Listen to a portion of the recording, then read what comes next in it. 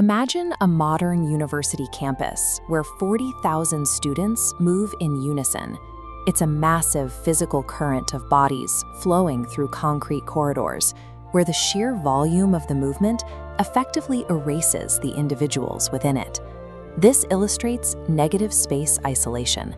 We have crowd density on the x-axis and individual interaction frequency on the y-axis. As the density increases, the frequency of true recognition falls toward zero. In this mathematical environment, being surrounded by people actually reduces your visibility. Sarah existed at this specific coordinate. She navigated the university as a single node without a social or structural support system, drifting through the gaps in the crowd. This level of isolation carries a progressive biological cost. Every hour spent in a high-density, low-recognition environment slowly erodes cognitive stamina. The brain remains in a state of low-level vigilance, burning through the neurological reserves needed for focus and memory. By the time finals week began, Sarah was operating at a severe deficit. Her primary challenge wasn't just the curriculum, it was maintaining enough mental energy to simply remain present, as the isolation threatened to completely overwhelm her.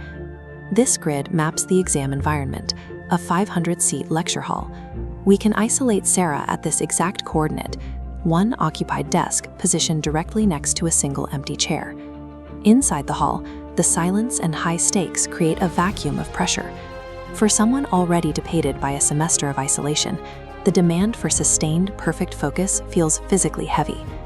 The empty chair to her right sat as a 2-foot patch of vacant space. In a room filled with hundreds of people, it became the epicenter of her isolation. The chair sat in the precise spot where a proctor, a close friend, or any stabilizing anchor should have been.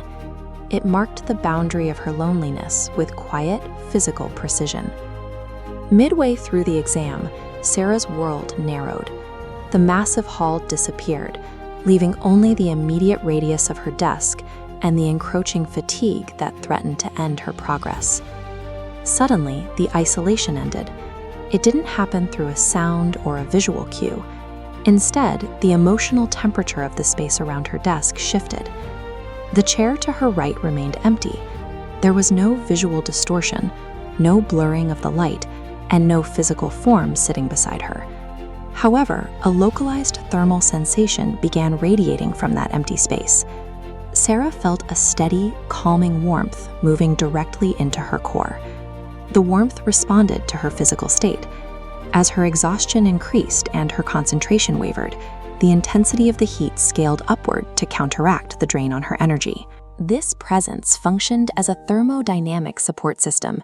It proved that the spatial void beside her desk was no longer a vacuum. Sarah eventually hit a threshold where passive comfort was insufficient. Her physiological exhaustion reached a point where she could no longer maintain the linear thought required to finish the page. This heat map tracks the entity's behavior. The diffuse warmth pinpointed into a directed vector, sending a surge of kinetic energy into Sarah's writing hand. This was a disruptive nudge. The entity physically interrupted her forward thought process, creating a sharp break in her concentration. An inexplicable compulsion took over. It overrode her current focus and forced her attention backward, compelling her to re-examine an answer she had already finished. At this moment, the entity evolved its role.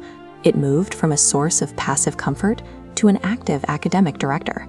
Sarah followed the nudge. She turned back to the third answer and immediately identified a catastrophic logical error that would have invalidated her entire exam. She corrected the mistake with minutes to spare. That single intervention provided the necessary points for a passing grade. When Sarah walked out of the lecture hall, her shoulders were loose, her breath steady. The heavy weight of the negative space isolation had evaporated. The passing grade served as an academic result, but the true significance was the destruction of her invisibility. She left the room knowing she had been observed. True visibility is not tied to the physical presence of others. Sarah learned that she could be alone in a crowd, yet intimately seen and powerfully guided.